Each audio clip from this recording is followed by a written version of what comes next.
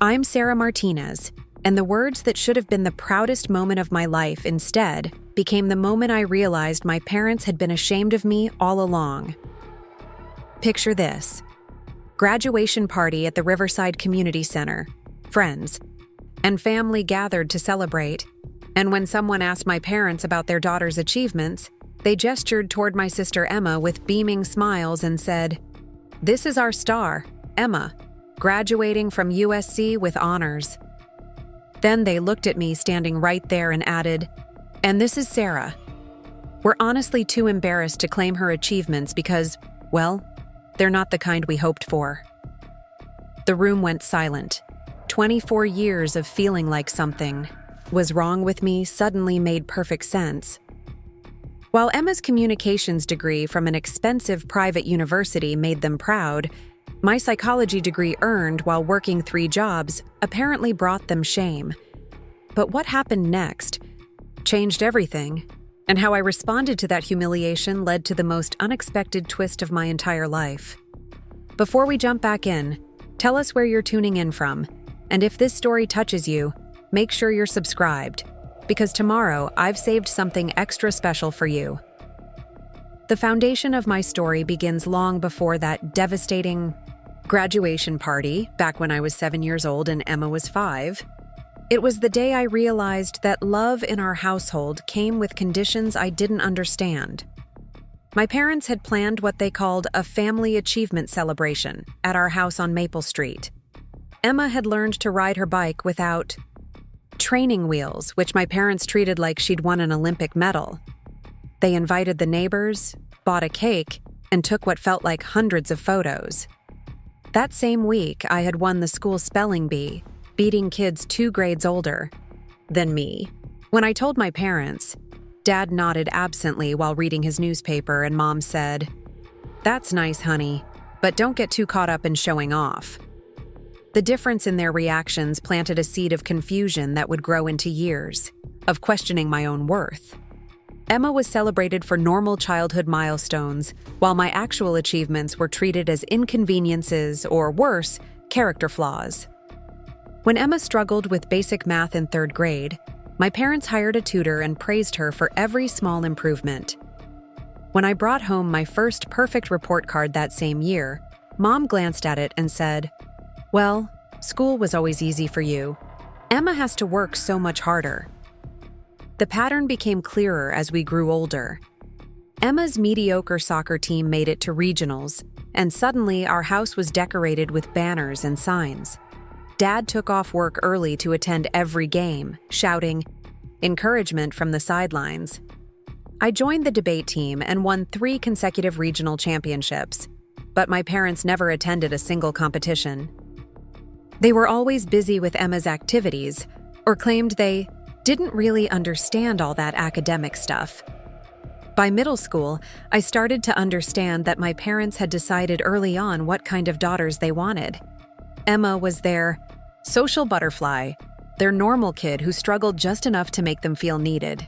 I was the weird one who read too much, asked uncomfortable questions, and succeeded at things they couldn't brag about at neighborhood barbecues.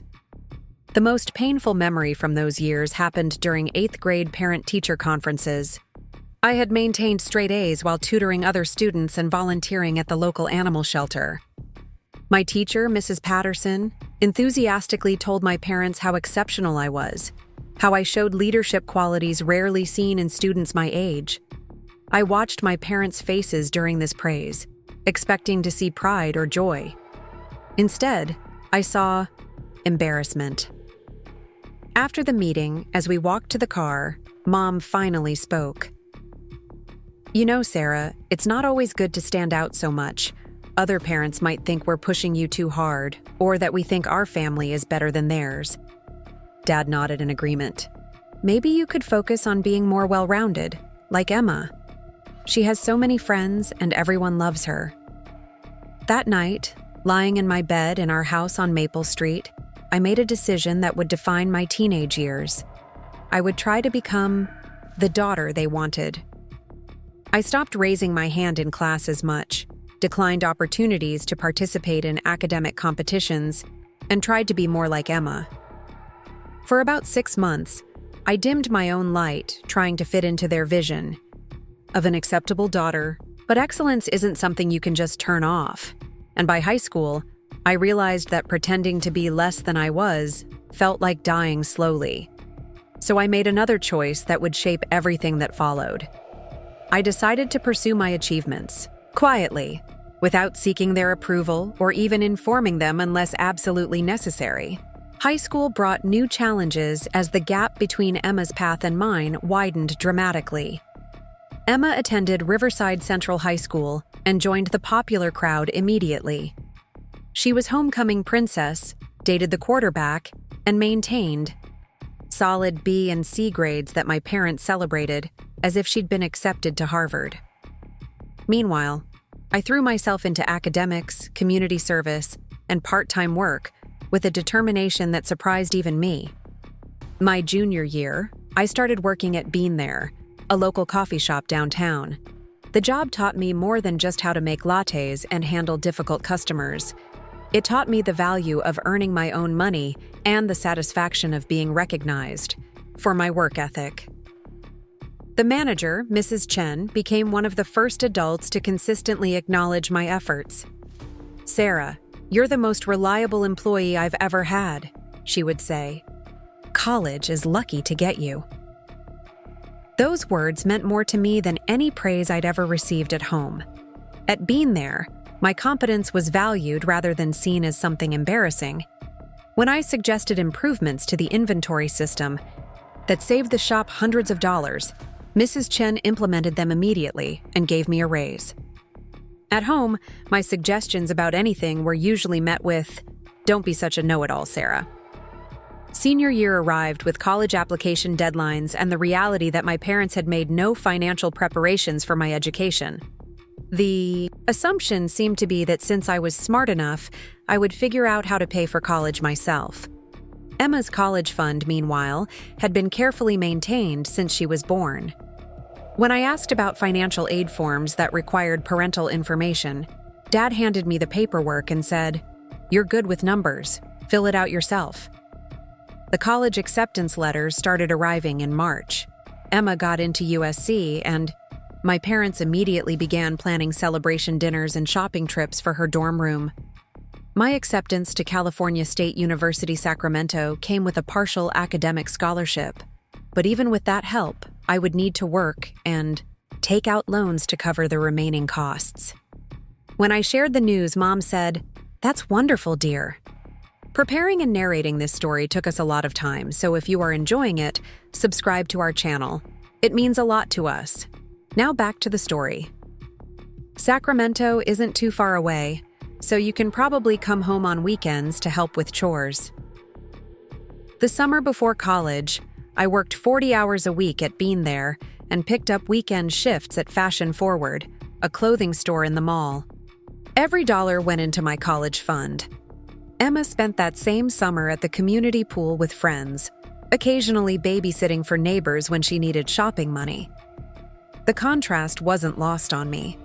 But by then, I had learned to find motivation in the inequality rather than bitterness. My parents drove Emma to USC in August with a rented U-Haul full of new furniture, decorations, and everything she could possibly need. They stayed for 3 days helping her settle in, taking her shopping, and meeting her roommate's parents. 2 weeks later, I took the Greyhound bus to Sacramento with 2 suitcases and a determination to prove that their lack of support wouldn't define my future. California State University. Sacramento felt like freedom from the moment I stepped onto a campus. My roommate, Mia Rodriguez, was also working her way through school, and we immediately bonded over our shared understanding of what it meant to be financially independent students. Unlike the dynamics at home, where my achievements were treated as problematic, college was a place where excellence was expected and rewarded. I threw myself into my psychology classes with genuine passion.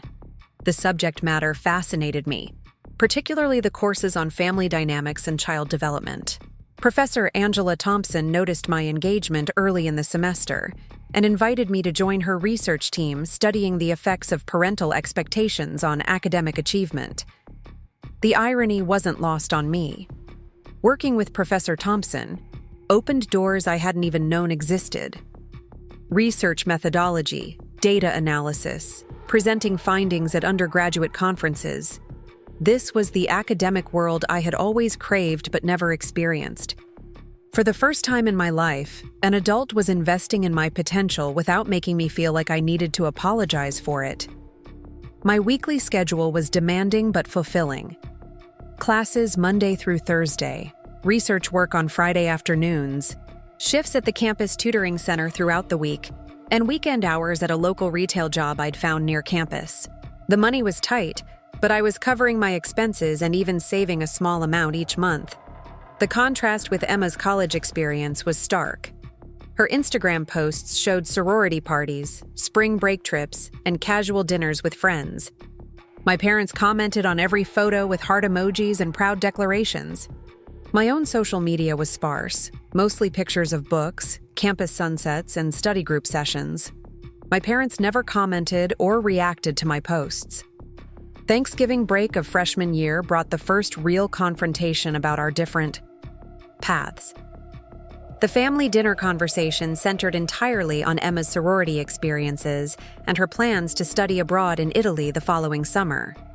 When someone finally asked about my college experience, I mentioned making the dean's list and being invited to present my research at a state conference. The silence that followed was deafening. Finally, Dad cleared his throat and said, "Well, that's very academic, Sarah. But are you making any friends? College is supposed to be fun, too." Mom nodded enthusiastically. Emma has made such wonderful connections. Her sorority sisters are from such nice families. That's the kind of networking that really matters. That comment stung more than I expected. Here I was, building genuine professional relationships and developing skills that would serve me throughout my career, and they were worried I wasn't partying enough. Emma's networking consisted of knowing which restaurants had the best happy hour specials and which fraternity guys threw the most exclusive parties. Spring semester brought new opportunities and new challenges. Professor Thompson recommended me for a competitive internship with the county's Mental Health Services Department. The position was unpaid, but offered invaluable experience working with licensed therapists and social workers. Taking the internship meant reducing my tutoring hours and stretching my budget even thinner, but I knew it was an investment in my future. The internship changed my perspective on everything. Working with families in crisis, children dealing with trauma, and adults struggling with mental health challenges gave me purpose beyond just earning good grades. I discovered that my own experiences with feeling unsupported at home actually gave me unique insight into what clients were experiencing. My supervisor, Dr. Martinez, became another unexpected mentor. During one of our weekly supervision meetings, she asked me about my family background. When I briefly explained the dynamics at home, she nodded with understanding. "Sometimes the children who receive the least support become the strongest advocates for others," she said. "Your empathy comes from real experience, and that makes you exceptional at this work." That summer, while Emma was posting photos from Italian museums and Roman cafes, I was working full-time at the county mental health office and taking 2 online classes to stay on track for graduation. The experience was intense but rewarding. I was contributing to real cases, learning from experienced professionals, and building a resume that would set me apart from other psychology students. Emma returned from Italy with stories, photos, and plans to change her major again, this time to international communications. The major change would add at least a semester to her graduation timeline, which my parents supported without question. "She's finding herself," Mom explained to relatives who asked about the delay. "That's what college is for." My sophomore year began with increased responsibilities in Professor Thompson's research lab and a promotion at my campus job. I was now training new tutors and had been asked to represent the university at several academic conferences. Each achievement felt like climbing a mountain alone, rewarding but lonely. The loneliness became more acute during family phone calls home. Emma's conversations with our parents lasted an hour or more, filled with laughter, advice-seeking, and detailed discussions of her social life. My calls were perfunctory, 5 minutes of, "How are your grades?" and "Are you eating enough?" before Mom would say, "Well, I should let you get back to studying. You're always so busy with school stuff." Junior year brought the most challenging course load yet, but also the most rewarding opportunities. I was now co-authoring research papers with Professor Thompson, presenting at national conferences, and had been accepted to Phi Beta Kappa. My grade point average had never dropped, below 3.9, and I was being recruited by graduate programs across the country. The graduate school recruitment process revealed just how much I had accomplished despite the lack of family support. Professors from prestigious universities were calling me personally, offering research assistantships and full funding for doctoral programs. These conversations were surreal, accomplished academics treating me like a peer and competitor for their programs. Meanwhile, Emma was struggling to maintain her grades after changing majors for the third time. She was now studying communications with a focus on social media marketing, a program she chose because it seemed fun and not too hard. My parents were more concerned about her mild academic struggles than excited about my exceptional achievements. The contrast became impossible to ignore during Christmas break of junior year. Emma had been placed on academic probation for the first time, and my parents were rallying around her with tutors, academic counselors, and emotional support. I had just been accepted to my first-choice graduate program with full funding, and when I shared the news, Dad said, "That's nice, honey. Now let's focus on helping Emma get back on track." That moment crystallized something that had been building for years. I realized that my parents weren't just dismissive of my achievements. They were actively uncomfortable with them. My success highlighted Emma's struggles in ways that made them question their parenting choices. It was easier to ignore my accomplishments than to confront the fact that the daughter they had never fully supported was thriving, while the one they had invested everything in was struggling. Senior year arrived with the bittersweet knowledge that my college experience was ending just as I had found my academic home. Professor Thompson had become more than a mentor. She was like the supportive parent I had always wished for. She celebrated my acceptances to graduate programs, helped me navigate the decision-making process, and consistently reminded me that my achievements were exceptional by any standard. The final semester was a whirlwind of thesis completion, graduate school visits, and job interviews for positions I could take during my gap year. I had also been selected to receive the university's highest honor for undergraduate achievement, an award given to only one student per year across all departments. When I called home to share the news about the award, Mom's response was typical. "That's wonderful, dear. Will it help you get a job?" When I explained that I had already been accepted to funded graduate programs and wouldn't need to worry about employment, she seemed confused. "But when will you start earning real money? Emma's already looking at entry-level positions that pay quite well." The comment revealed how fundamentally my parents misunderstood both my achievements and my future trajectory. Emma's bachelor's degree might land her an entry-level marketing job, but my path toward a doctorate would eventually lead to opportunities they couldn't even comprehend. As graduation approached, my parents began planning what they called a joint celebration party for both Emma and me.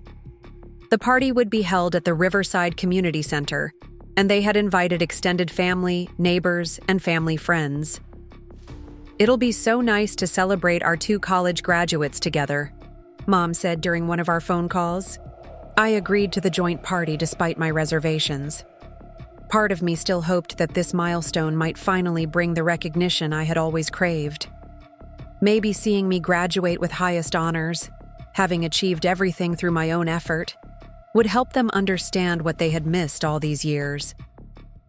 The week before graduation, I received word that I had been selected as the student speaker for the psychology department's commencement ceremony. The honor was unexpected and overwhelming. I would be representing all psychology graduates in addressing our families and faculty. When I called home with the news, Dad's response was lukewarm. "I hope your speech isn't too long. You know how Emma gets restless during those academic things." Graduation day dawned bright and clear in Sacramento. I had invited my parents, but they had declined to attend the ceremony itself, saying they would see me at the party later. "One graduation ceremony is enough," Mom had explained. "We'll be at Emma's USC graduation next week, and then we'll celebrate you both together." The psychology department ceremony was intimate and meaningful. Professor Thompson introduced me as one of the most exceptional students in our program's history, and I delivered my speech about the power of resilience and the importance of believing in yourself even when others don't. The audience response was warm and enthusiastic, and several faculty members approached me afterward to say how moved they were by my words. After the ceremony, I drove back to Riverside alone, still wearing my cap and gown, carrying my diploma, and the departmental award I had received. The 4-hour drive gave me time to reflect on how different this day might have been if my parents had been there to witness it. But I had learned to find joy in my own achievements, independent of external validation. The graduation party at the Riverside Community Center was exactly what I expected, a celebration of Emma with polite acknowledgement of my presence. The decorations were in USC colors. The cake featured Emma's sorority letters, and the photo displays prominently featured her college experiences while including only a few pictures of me. Friends and relatives mingled, congratulating Emma on her communications degree and asking about her job prospects. Several people asked me about my plans, and I found myself explaining graduate school, research opportunities, and my academic honors to confused or politely disinterested faces. The moment that would change everything happened about an hour into the party. Mrs. Henderson, our next-door neighbor for 15 years, approached my parents while I was standing nearby. "You must be so proud of both your daughters," she said warmly. "Emma graduating from such a prestigious university, and Sarah with all her academic achievements. I heard she's going to graduate school with full funding. That's incredible." I watched my parents' faces carefully, hoping to finally see the pride I had always longed for. Instead, Dad shifted uncomfortably, and Mom's smile became strained. "Well," Dad began, glancing at Emma, who was surrounded by friends across the room. "Emma has always been our star. USC is such a wonderful school, and she's made amazing connections there." Mrs. Henderson nodded encouragingly. "And what about Sarah's achievements?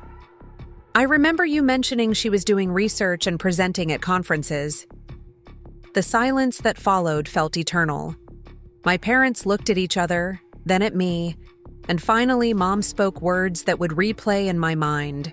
For months afterward, "This is our star Emma, graduating from USC with honors." She gestured toward my sister with unmistakable pride. Then she looked directly at me and continued, "And this is Sarah. We're honestly too embarrassed to claim her achievements because, well, they're not the kind we hoped for." The words hit me like a physical blow. 24 years of feeling inadequate suddenly made perfect sense. They weren't just indifferent to my success, they were ashamed of it.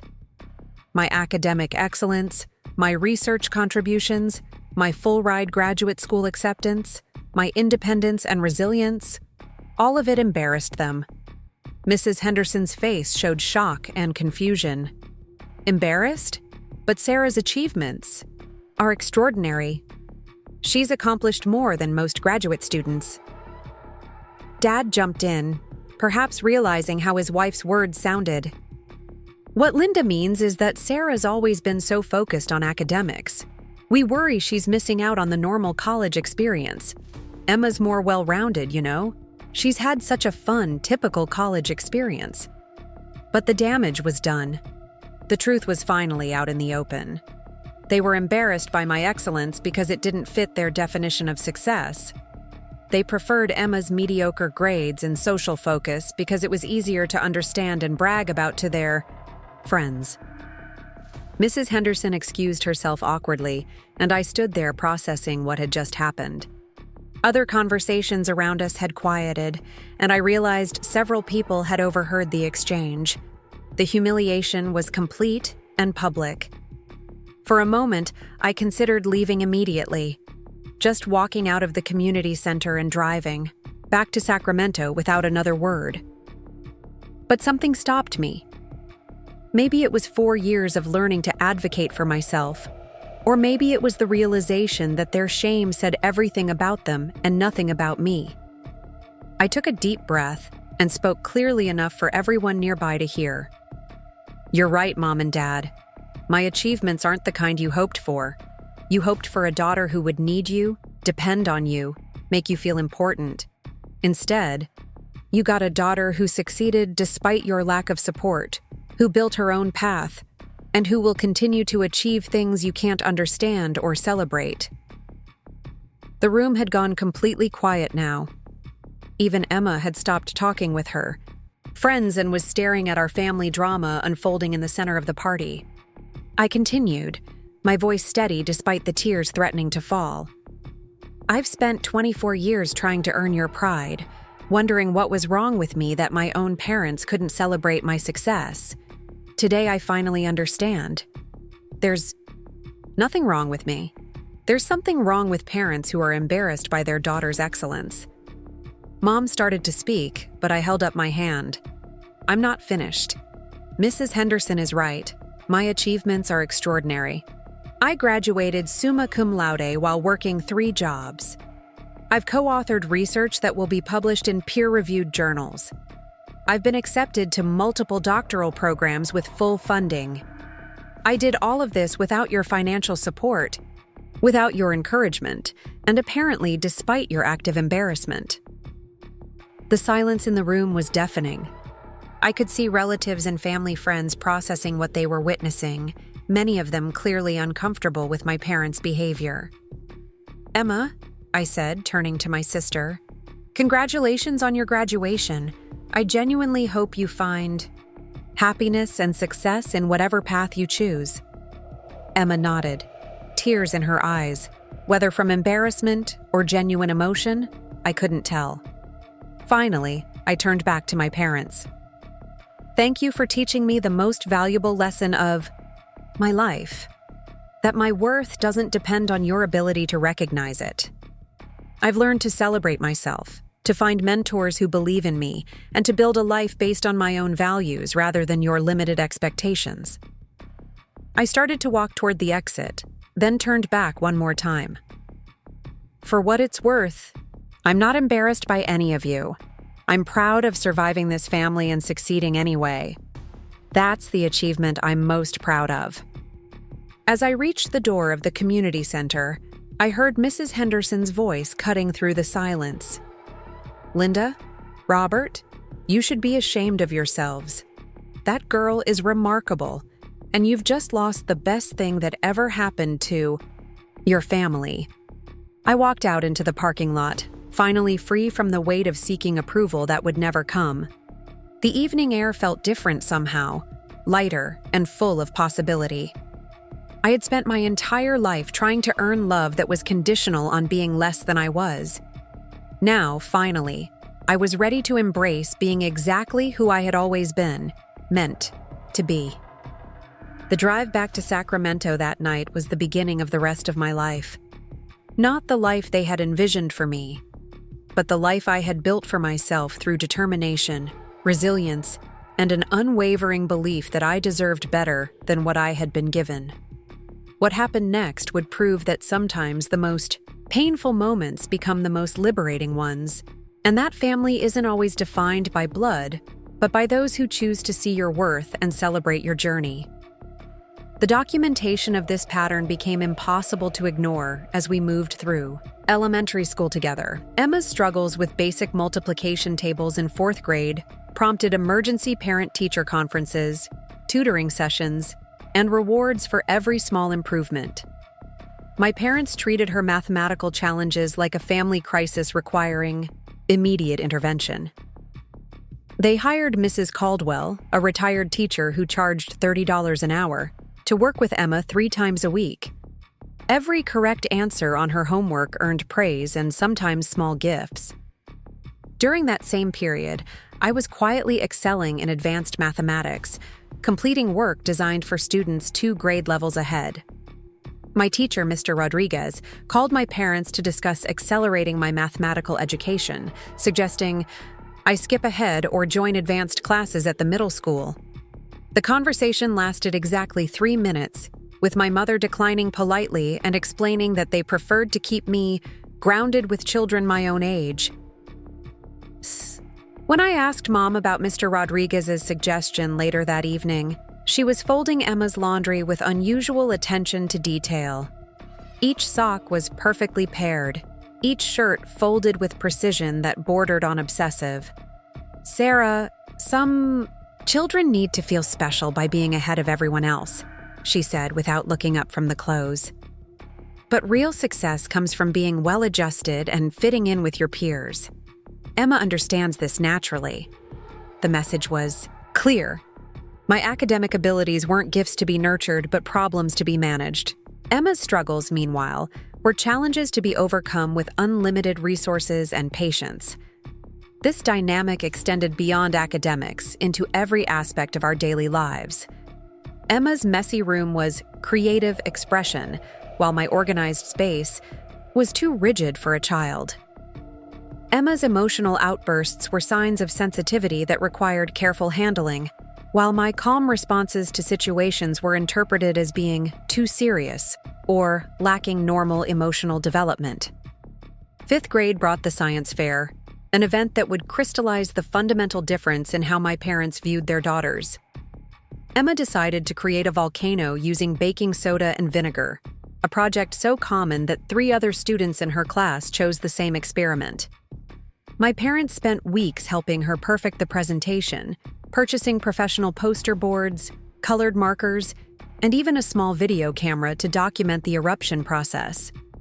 I chose to investigate the effects of different soil compositions on plant growth, designing a controlled experiment that involved multiple variables and required daily data collection over 6 weeks. The project demanded understanding of scientific methodology, statistical analysis, and botanical principles that challenged even some high school students.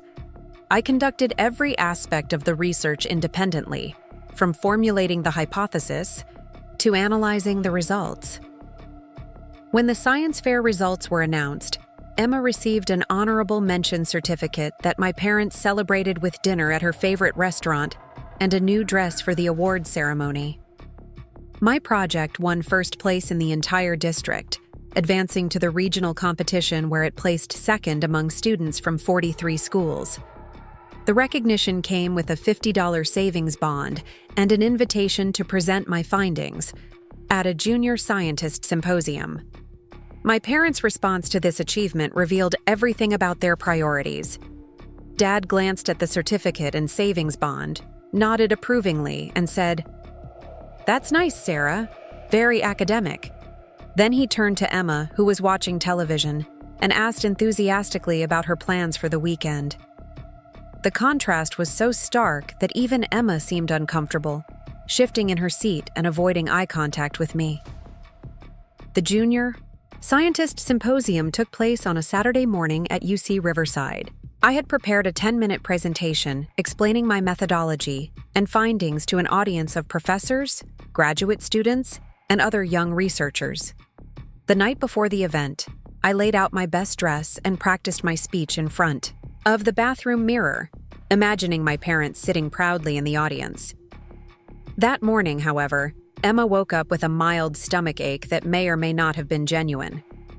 Within minutes, my parents had transformed into emergency medical responders, taking her temperature, calling the pediatrician's after-hours line, and canceling all plans to monitor her condition.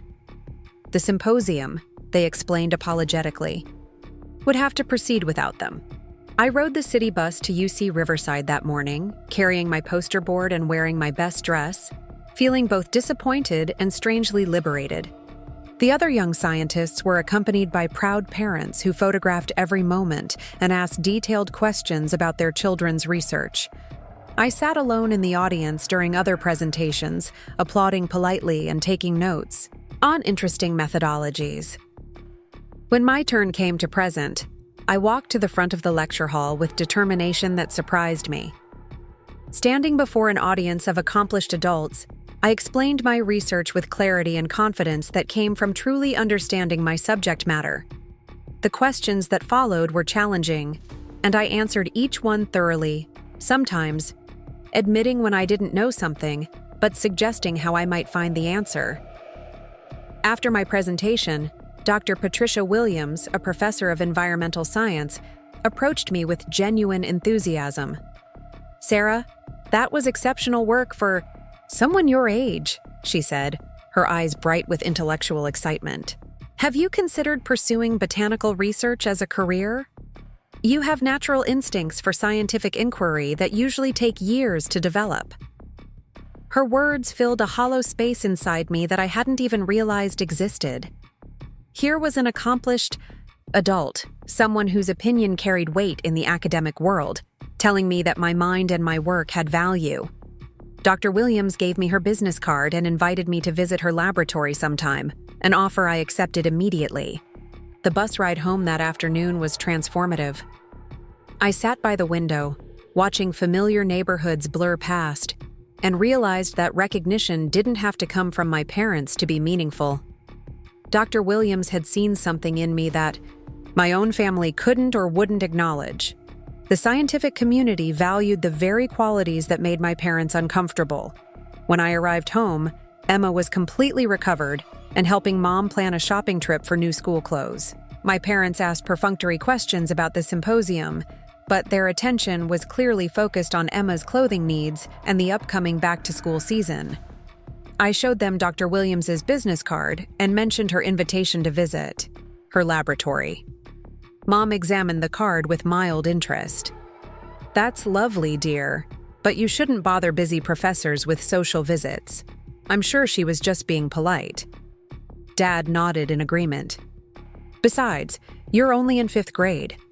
There's plenty of time for career thinking later. Right now, you should focus on being a normal kid." Their dismissal of this opportunity revealed how fundamentally they misunderstood both my capabilities and my needs. Dr. Williams wasn't offering a social visit, but professional mentorship. She had recognized potential that deserved cultivation, not suppression. The fact that my parents couldn't see this difference spoke volumes about their limitations, not mine. That evening, I wrote a thank you letter to Dr. Williams, carefully, explaining how much her encouragement meant to me, and accepting her invitation to visit the laboratory. I mailed the letter the next morning on my way to school, taking the first independent step toward building relationships based on mutual respect rather than biological obligation. The laboratory visit 2 weeks later opened my eyes to possibilities I had never imagined. Dr. Williams' research facility was filled with graduate students conducting experiments on plant genetics, soil chemistry, and environmental adaptation. Everyone I met spoke passionately about their work, asked thoughtful questions about my project, and treated me like a fellow scientist rather than a child playing at science. "Sarah, you have something special," Dr. Williams told me as we toured the greenhouse where her team grew experimental crops. "Your approach to problem solving is methodical, and your curiosity is genuine. Those qualities will take you far if you continue nurturing them." She paused beside a table of seedlings, each one labeled with detailed information about growing conditions and genetic modifications. "Don't let anyone convince you that intelligence is something to hide or apologize for." Her words resonated deeply because they addressed the central conflict of my young life. At home, my intelligence was treated as a social liability that needed managing. Here, in this world of serious scientific inquiry, it was recognized as a valuable asset worthy of development. The contrast couldn't have been clearer. Dr. Williams introduced me to several graduate students who shared stories of their own journeys into scientific research. Maria Santos, a doctoral candidate studying desert plant adaptation, had grown up in a family that valued traditional gender roles and couldn't understand her passion for fieldwork and laboratory research. "My parents wanted me to become a teacher or a nurse," she explained while showing me microscopic images of plant cellular structures. "They thought science was too competitive and unfeminine. But following your passion isn't about pleasing other people. It's about honoring the gifts you've been given." Another graduate student, David Chen, had faced family pressure to pursue business or law rather than botanical research. "My parents immigrated here so their children could have practical careers that guaranteed financial security," he said, while demonstrating how to measure plant growth rates. "They couldn't understand why I wanted to spend my life studying plants. But meaningful work isn't always about money. Sometimes it's about contributing to knowledge that helps everyone." These conversations planted seeds of possibility that would grow throughout my remaining school years. Here were successful adults who had chosen intellectual fulfillment over family expectations, who had built careers around their genuine interests rather than other people's definitions of success. Their examples proved that the path I was considering wasn't just possible, but potentially rewarding. The middle school transition brought new challenges as academic tracking became more pronounced and social hierarchies more established. Emma enrolled in regular classes and immediately found her place among the popular students who prioritized social activities over academic achievement. She joined the cheerleading squad, attended school dances, and maintained the solid C average that my parents celebrated as perfectly adequate. I tested into advanced classes across all subjects, placing me with students who shared my serious approach to learning. This academic track came with increased workload, higher expectations, and teacher recognition that felt like oxygen after years of educational suffocation. My English teacher, Mrs. Parker, encouraged me to enter writing competitions. My history teacher, Mr. Johnson, recommended me for a summer program at the local community college. My science teacher, Ms. Lee, connected me with additional research opportunities.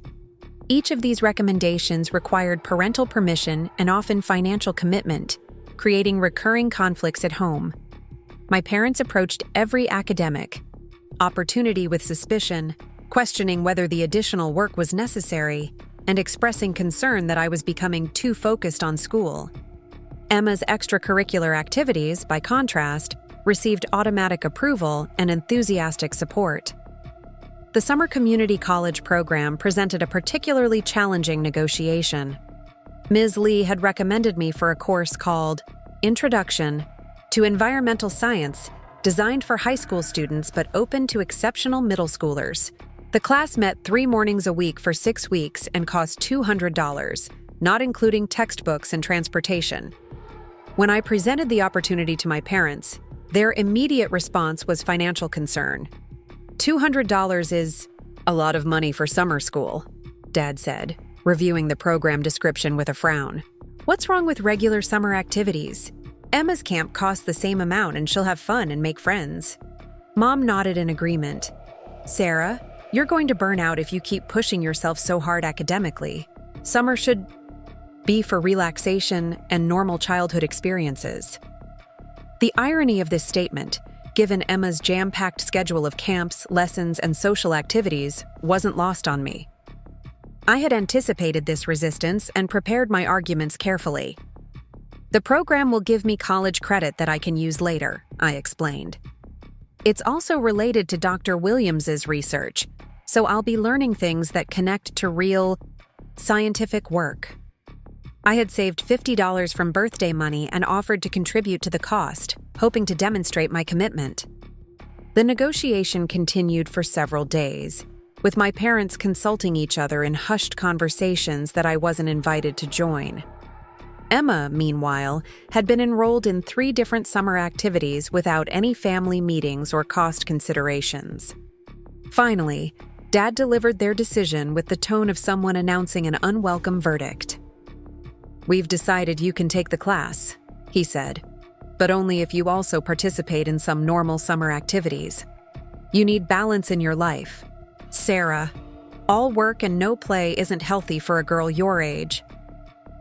The conditions included attending Emma's sleepover parties, joining family swimming pool visits, and limiting my study time to 2 hours per day.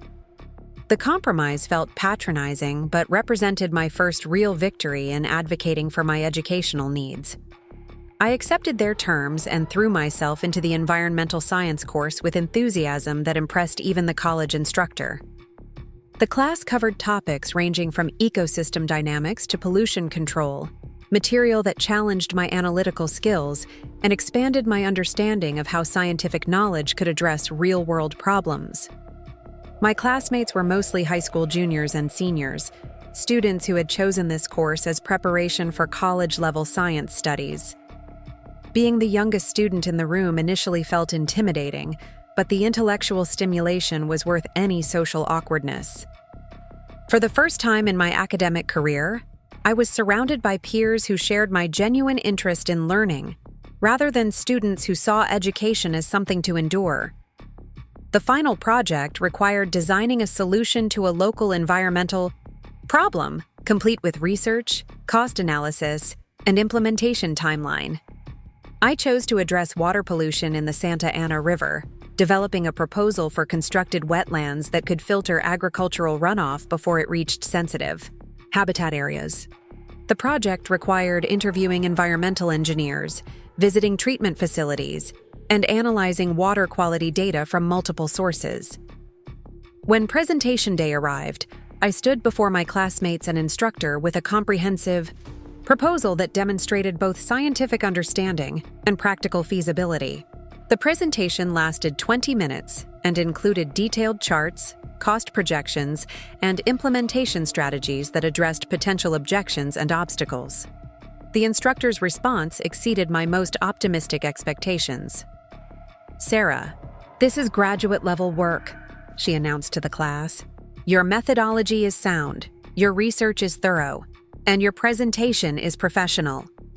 I'm submitting this proposal to the County Environmental Department for their consideration." My classmates applauded enthusiastically, and several approached me afterward to ask detailed questions about my research methods. For the first time in my academic career, I felt like my work had the potential to create real change beyond just earning good grades. The possibility that my proposal might influence actual environmental policy was both thrilling and overwhelming. The course concluded with a ceremony where parents were invited to hear brief presentations from each student about their summer learning experience. I had assumed my parents wouldn't attend, given their general lack of interest in my academic activities, but they surprised me by showing up 15 minutes before the event began. During my presentation summary, I explained how the course had connected environmental science to potential career paths and mentioned the instructor's decision to forward my proposal to county officials. I watched my parents' faces for signs of pride or recognition, hoping that finally, my achievements might earn their genuine approval. Their response was lukewarm at best. Dad nodded politely and said, "That sounds very thorough, Sarah."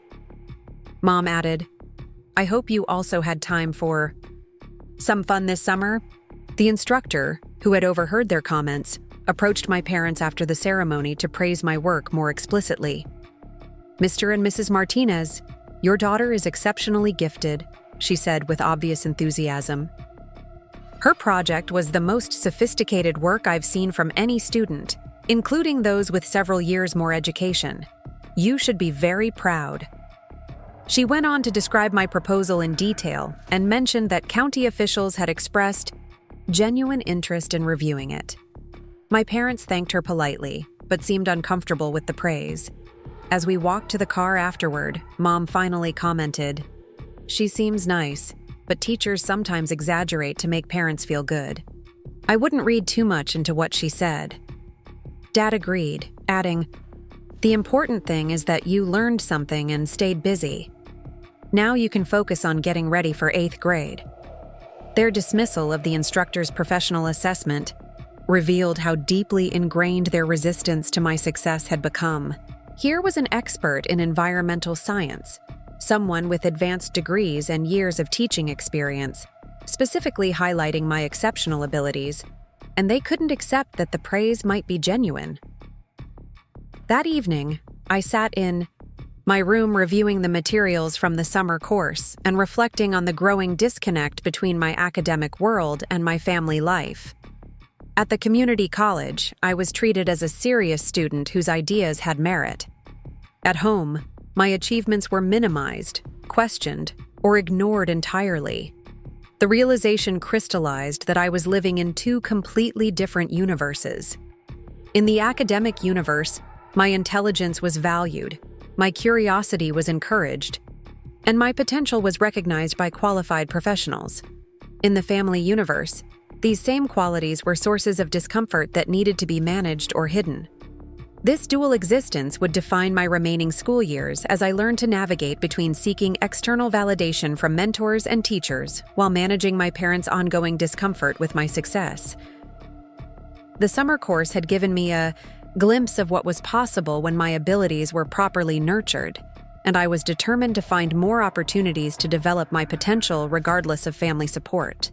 The 8th grade year began with me carrying both the confidence gained from my summer academic success and the growing awareness that my family would never be the source of encouragement I had always hoped for.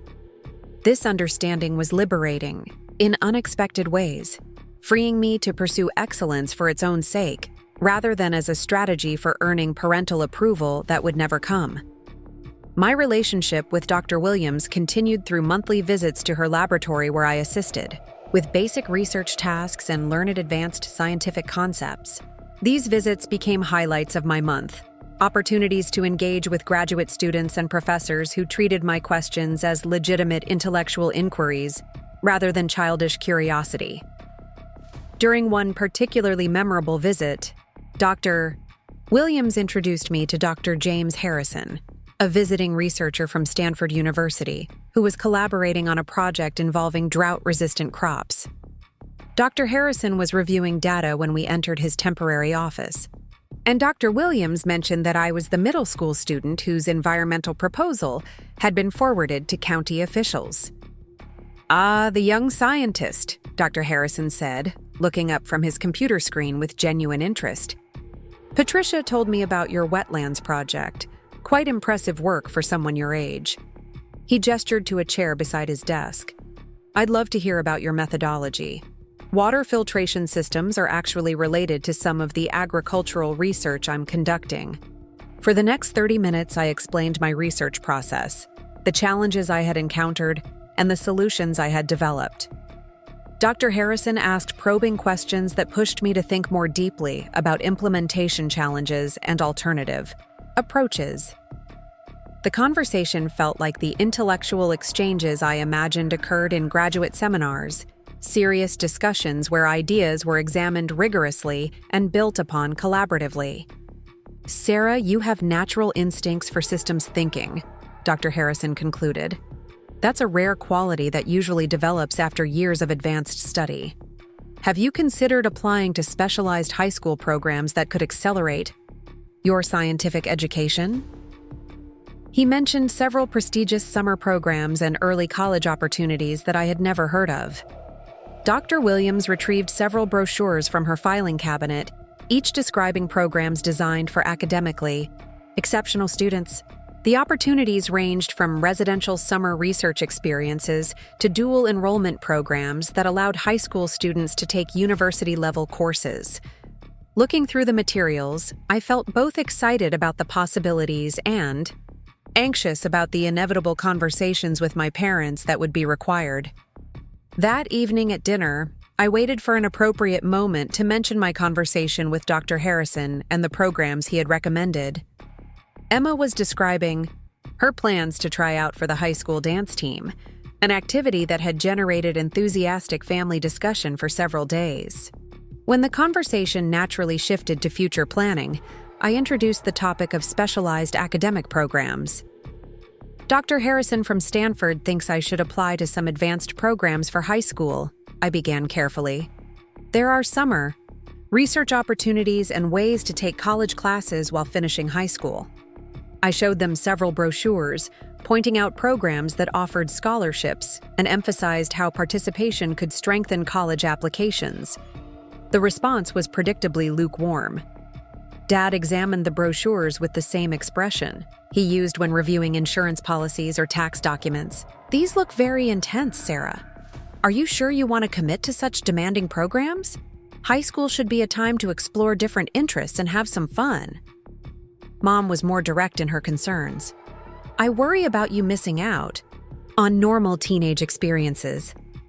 Emma's already talking about homecoming dances and football games. Those memories last a lifetime, but summer academic programs are just more schoolwork." Their comments reflected the fundamental misunderstanding that had characterized their approach to my education throughout elementary and middle school. They couldn't comprehend that academic challenge and intellectual growth could be as fulfilling as social activities, that research and learning could be sources of joy rather than burdens to be endured. I tried a different approach, emphasizing the practical benefits rather than my personal interests. These programs would help with college admissions and might lead to scholarships. Dr. Harrison said participating students often receive full rides to top universities. This argument seemed to gain more traction, as financial considerations had always influenced their decision-making. After several days of family discussions that I wasn't invited to join, my parents delivered their verdict with typical conditions attached. I could apply to one summer program, but only if I also committed to participating in regular high school social activities. The compromise felt familiar, another negotiation where my academic interests were treated as problems requiring balance through enforced normalcy. I chose to apply to a 6-week environmental research program at UC Santa Barbara, an opportunity that would allow me to work alongside graduate students on actual research projects while earning college credit. The application process was rigorous, requiring essays, recommendations, and a research proposal that demonstrated both scientific understanding and genuine intellectual curiosity. Writing the application essays forced me to articulate why scientific research mattered to me personally, not just academically. I wrote about growing up in Riverside surrounded by environmental challenges, from air quality issues to water scarcity, and how these local problems had sparked my interest in solutions-based research. The personal statement concluded with my long-term goal of pursuing environmental science as a career, with specific mention of Dr. Williams' mentorship and the laboratory experiences that had shaped my interests. The recommendation letters came from Dr. Williams, my summer course instructor, and Mr. Johnson, my 8th grade history teacher who had observed my analytical skills across different subject areas. Each letter emphasized different aspects of my academic abilities while collectively painting a picture of a student with exceptional potential and genuine intellectual passion. Submitting the application felt like casting a vote for the future I wanted rather than the one my family envisioned for me. The program represented everything my parents found concerning about my academic focus. It was intensive, intellectually demanding, and would connect me with other students who shared my serious approach to learning. 3 months later, the acceptance letter arrived on a Tuesday afternoon when I was home alone. Opening the envelope with trembling hands, I read that I had been selected for the program and awarded a partial scholarship that would cover most of the costs. The letter praised my research proposal and indicated that I would be working with Dr. Jennifer Martinez, a professor whose work on sustainable agriculture aligned perfectly with my interests. My first instinct was to call Dr. Williams and share the exciting news. Her enthusiasm matched my own as she congratulated me on both the acceptance and the scholarship. "Sarah, this is a tremendous opportunity," she said. "Jennifer Martinez is doing groundbreaking work in her field, and she doesn't take on students lightly. This means she sees real potential in your application." That evening, I presented the acceptance letter to my parents with carefully prepared arguments about why participating in this program would benefit my future education and career prospects. I emphasized the scholarship amount, the college credit I would earn, and the competitive nature of the selection process. Their reaction was mixed, combining pride in my selection with continued concerns about the intensity of the program. "It's certainly an honor to be chosen," Dad acknowledged. But 6 weeks is a long time to be away from home. Are you sure you're ready for that level of independence? Mom worried about me missing important social experiences during the summer before high school. After another round of family consultations, they agreed to let me participate with the understanding that I would make extra effort to engage in normal high school social activities the following year. The compromise felt acceptable given the magnitude of the opportunity, and I spent the remaining weeks of 8th grade preparing for what I knew would be a transformative summer experience. The UC Santa Barbara program exceeded every expectation. I had developed during months of anticipation. Living in university dormitories with other academically exceptional students felt like discovering a community where intellectual passion was not just accepted, but celebrated. My roommate, Jennifer Wu from San Francisco, had been conducting independent chemistry research since 7th grade. Down the hall lived Marcus Thompson, whose mathematics abilities had earned him admission to graduate-level courses despite being only 16 years old. For the first time in my academic life, I was surrounded by peers who understood the excitement of discovering new information, the satisfaction of solving complex problems, and the genuine joy that comes from learning, something that challenges your existing understanding. Conversations at meals ranged from debates about environmental policy to discussions of research methodologies, to collaborative problem-solving sessions that continued long into the evening. Dr. Jennifer Martinez proved to be an exceptional mentor, whose approach to research supervision balanced high expectations with patient guidance. She assigned me to a project investigating the effectiveness of different composting methods in improving soil quality for drought-resistant crops, work that required both laboratory analysis and field testing at the university's agricultural research stations. The project demanded skills I had never developed: statistical analysis of complex data sets, operation of sophisticated laboratory equipment, and collaboration with graduate students whose expertise far exceeded my own.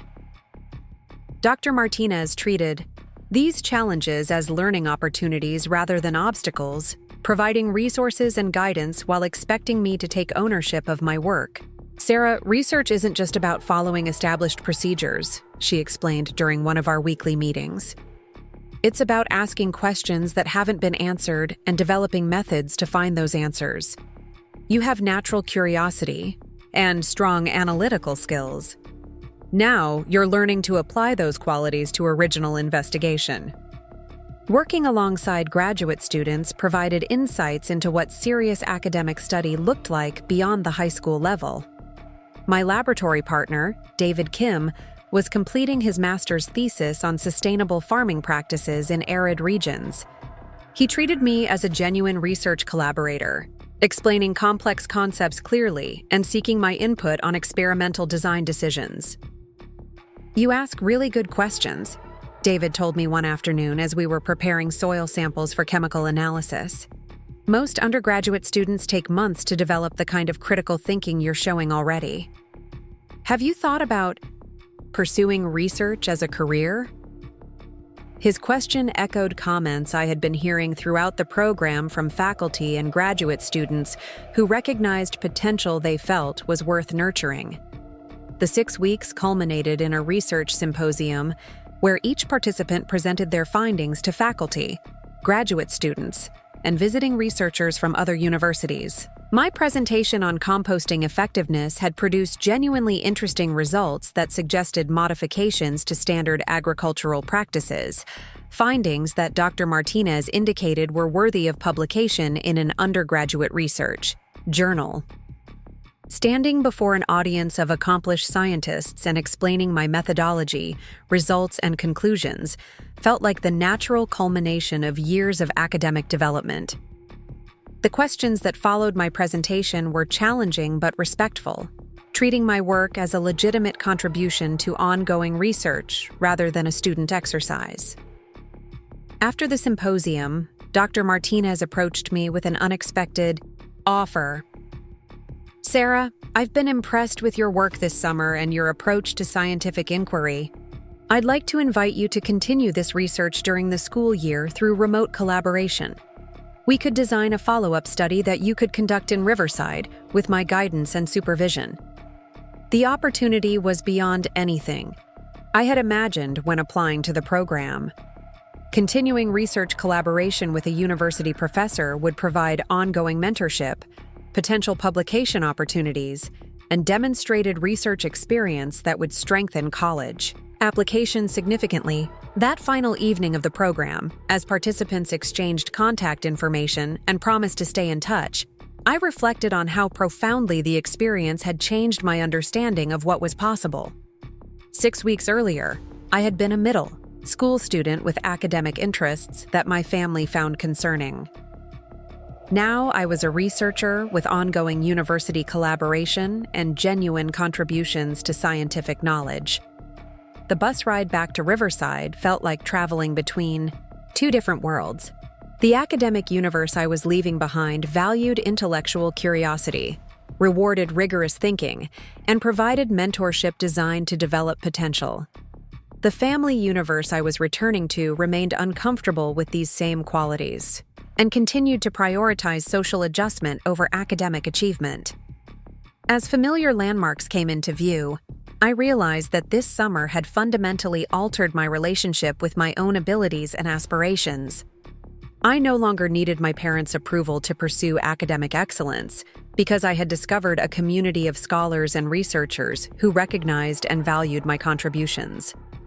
The external validation I had always sought from my family was now available from sources that were both more qualified and more encouraging. This transformation would prove essential for navigating high school, where the disconnect between my academic achievements and my family's response would become even more pronounced. But I now had the confidence that comes from being recognized by experts in fields I cared about, and that confidence would sustain me through whatever challenges lay ahead. High school arrived with the promise of new beginnings, but the familiar patterns followed me through the doors of Riverside Central High School. Emma seamlessly integrated into the social hierarchy, joining student government and the drama club while maintaining her characteristic B- average. Her guidance counselor praised her well-rounded approach to education and encouraged her involvement in leadership activities that would strengthen her college applications. My academic trajectory continued its upward climb, but the responses at home remained consistently dismissive. When I brought home my first semester report card showing straight A's in advanced placement courses, Dad glanced at it briefly and commented, "Just remember that colleges want to see more than grades. Sarah, they want students who contribute to campus life." Emma's report card, featuring a mix of B's and C's, earned a celebratory dinner at her favorite restaurant and praise for her balanced approach to high school. The guidance counselor assigned to students with my academic profile was Mrs. Patricia Hendricks, a veteran educator who had spent 25 years helping exceptional students navigate college preparation. During our first meeting, she reviewed my transcript with obvious enthusiasm, noting not just my grades, but the rigor of my course selections and my independent research experience. "Sarah, your academic record is remarkable," she said, leaning back in her chair with a genuine smile. "Students with your abilities and work ethic have unlimited opportunities ahead of them. We need to start thinking strategically about college applications, standardized testing, and extracurricular activities that will showcase your unique strengths." Mrs. Hendricks explained that students with my qualifications typically applied to highly selective universities where academic excellence was the baseline expectation. She mentioned schools like Stanford, MIT, and UC Berkeley, institutions where my research experience and intellectual passion would be valued rather than seen as social liabilities. "Have you discussed college plans with your parents?" she asked, pulling out a folder of university brochures. It's important that families understand the financial commitment and application timeline for competitive schools.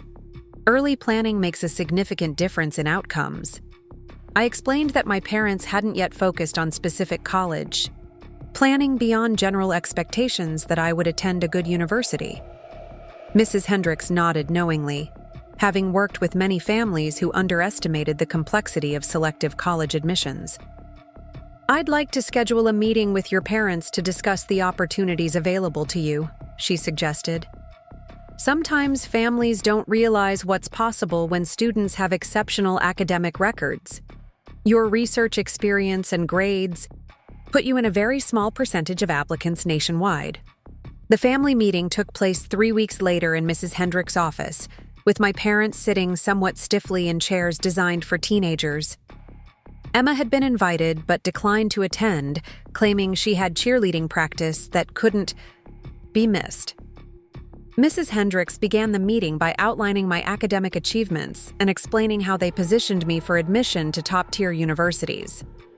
Sarah's combination of grades, course rigor, and research experience makes her competitive for the most selective schools in the country, she explained, showing my parents' acceptance rate statistics and average test scores for various universities. With proper preparation and strategic applications, she could have her choice of excellent institutions. My parents listened politely, but seemed uncomfortable with the implications of Mrs. Hendricks's presentation. When she mentioned potential costs for application fees, standardized test preparation, and college visits, their discomfort became more apparent. "These elite schools sound very expensive," Mom said, reviewing a brochure for Stanford University. "Are there more affordable options that would still provide a good education?" Mrs. Hendricks assured them that financial aid was available for qualified students, and that many top universities had generous need-based assistance programs. Dad's concerns were different, but equally revealing. "We want Sarah to have opportunities, but we also worry about her becoming too focused on prestige or status. Sometimes state schools provide a more balanced, down-to-earth experience." The suggestion that my academic qualifications represented status-seeking rather than intellectual passion demonstrated how little they understood my motivations. Mrs. Hendricks handled their concerns diplomatically while advocating strongly for my potential. "I understand your perspectives, but Sarah's abilities are genuinely exceptional. These opportunities exist precisely for students like her. It would be unfortunate if she didn't explore options that match her capabilities." The meeting concluded, with my parents agreeing to support college applications to a range of institutions, including some highly selective schools, with the understanding that final decisions would consider both academic fit and financial practicality. Mrs. Hendricks seemed satisfied with this compromise, though I could sense her frustration with their lukewarm response to my achievements. Walking to the parking lot afterward, my parents' conversation revealed their true feelings about the meeting. "She certainly thinks highly of Sarah's abilities," Mom said with a tone that suggested skepticism rather than pride. Dad nodded in agreement. Guidance counselors sometimes oversell students to make themselves look good. We shouldn't get carried away with unrealistic expectations. Their doubt about Mrs. Hendricks's professional assessment felt like another variation of the pattern I had experienced throughout my education. When experts praised my work, my parents questioned their judgment, rather than accepting that the recognition might be genuine. This response protected them from having to confront how their treatment of my achievements might have been inadequate. Junior year brought increased academic demands as I enrolled in 5 advanced placement courses while continuing my research collaboration with Dr. Martinez at UC Santa Barbara. The workload was intense but manageable, and I thrived in the intellectually challenging environment that AP classes provided. My teachers consistently ranked me among their strongest students, and several encouraged me to consider early admission programs at competitive universities. The research project with Dr. Martinez had evolved into a comprehensive study of soil improvement techniques that was producing results worthy of publication in academic journals. Our weekly video conferences involved discussions of methodology, data analysis, and interpretation that would have challenged many graduate students. Dr. Martinez frequently commented on my analytical skills and suggested that I had natural aptitude for original research. "Sarah, you're developing into a real scientist," she told me during one of our virtual meetings. "Your questions are getting more sophisticated, and your experimental design is showing genuine creativity. Have you thought about pursuing a Ph.D. in environmental science? You have the intellectual tools for advanced research, These conversations about my future potential contrasted sharply with discussions at home, where my academic focus continued to be viewed as something requiring correction rather than celebration. When I mentioned Dr. Martinez's suggestion about doctoral studies, Mom's immediate response was concern about the length of such programs. 8 years of college seems like a very long time to spend in school, she said while preparing dinner in our kitchen on Maple Street. Don't you want to have a family someday? Emma's planning to graduate in 4 years and start her career right away. That seems much more practical. The implication that academic achievement and personal fulfillment were mutually exclusive revealed how narrow their vision of success had become. Emma's plan to complete a communications degree and enter the workforce immediately was presented as superior to my interest in advanced education that could lead to meaningful research contributions. Dad's perspective was similarly limited, focusing on immediate financial returns rather than long-term career satisfaction. Graduate school means more student loans and delayed earning potential, he observed. Sometimes the practical path is the smartest path, even if it's not the most glamorous. Their emphasis on practicality over passion demonstrated a fundamental misunderstanding of what motivated me academically. I wasn't pursuing excellence for glamour or status, but because intellectual challenge and discovery brought genuine satisfaction. The possibility of contributing new knowledge to fields I cared about felt more valuable than immediate financial security. The spring of junior year brought standardized testing season, where my preparation strategy differed significantly from most of my classmates. While others enrolled in expensive test prep courses, I chose to study independently using library books and online resources. This approach required more self-discipline, but allowed me to focus on areas where I needed improvement without paying, for services my family couldn't easily afford. My SAT scores, when they arrived that summer, exceeded my most optimistic expectations. The 1580 out of 1600 placed me in the 99th percentile nationally, and well above the average ranges for even the most selective universities. Mrs. Hendricks called me at home to share her excitement about the results. "Sarah, these scores open every door in higher education," she said, barely containing her enthusiasm. "Combined with your grades and research experience, you're now competitive for any university in the country. We need to start thinking about which schools best match your academic interests and career goals." When I shared the news with my parents that evening, their reaction was characteristically muted. Dad nodded approvingly and said, "Those are certainly good scores, Sarah. Very solid work." Mom added, "I hope this means you won't have to retake the test.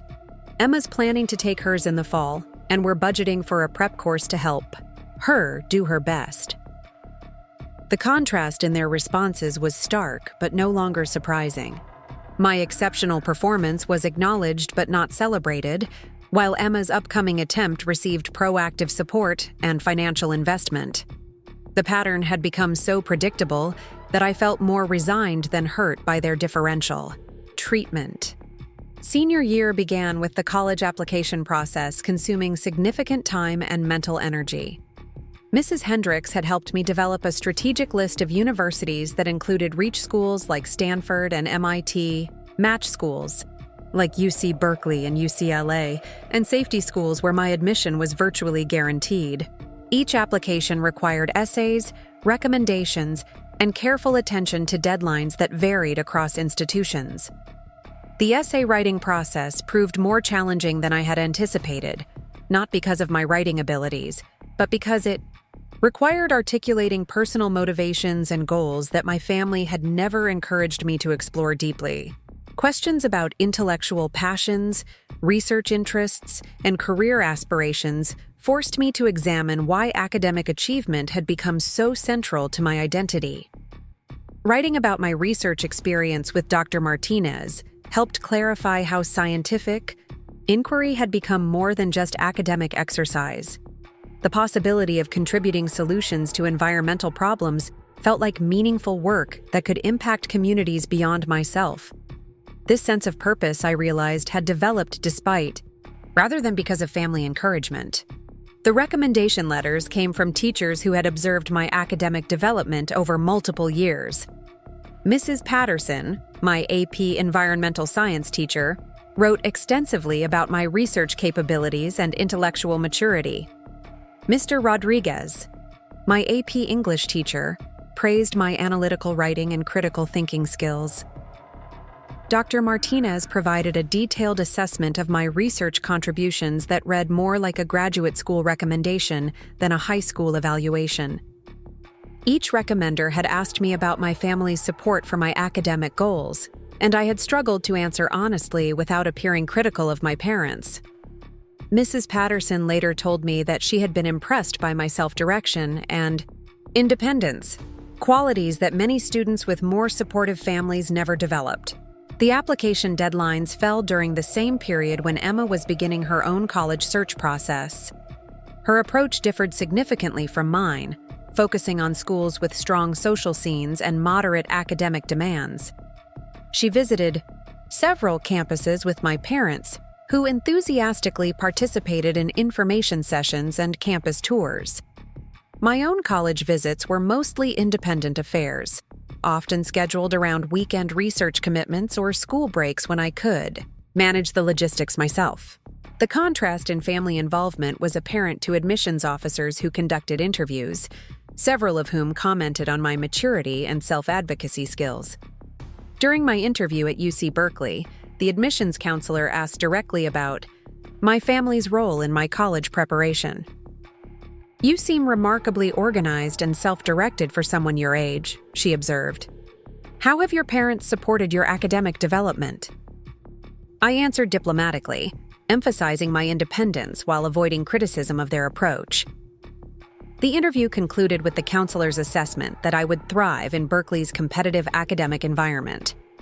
"Students who have learned to advocate for themselves and pursue their interests independently often do exceptionally well here," she said.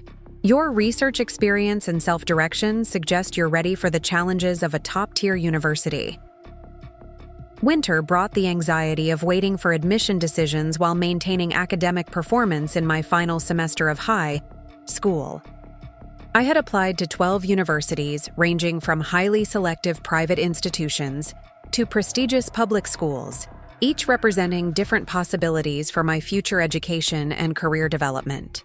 The first acceptance letter arrived in February from UC San Diego, a school where my statistics made admission likely, but not guaranteed. Opening the envelope with trembling hands, I read that I had been accepted with an invitation to join their honors program and eligibility for merit-based scholarships. The relief was overwhelming, knowing that I had secured admission to an excellent university, regardless of outcomes from more competitive schools. Sharing this news with my parents brought the expected response of polite congratulations followed by practical concerns about costs and logistics. UC San Diego has a good reputation, Dad acknowledged. It's not too far from home, and the public school tuition is much more reasonable than private universities. Their immediate focus on affordability and proximity revealed their priorities for my college experience. Rather than celebrating the academic opportunities or research possibilities that UC San Diego offered, they were most interested in practical considerations that would minimize disruption to family dynamics and financial stability. The acceptances continued arriving throughout the spring, each one representing validation of years of academic dedication.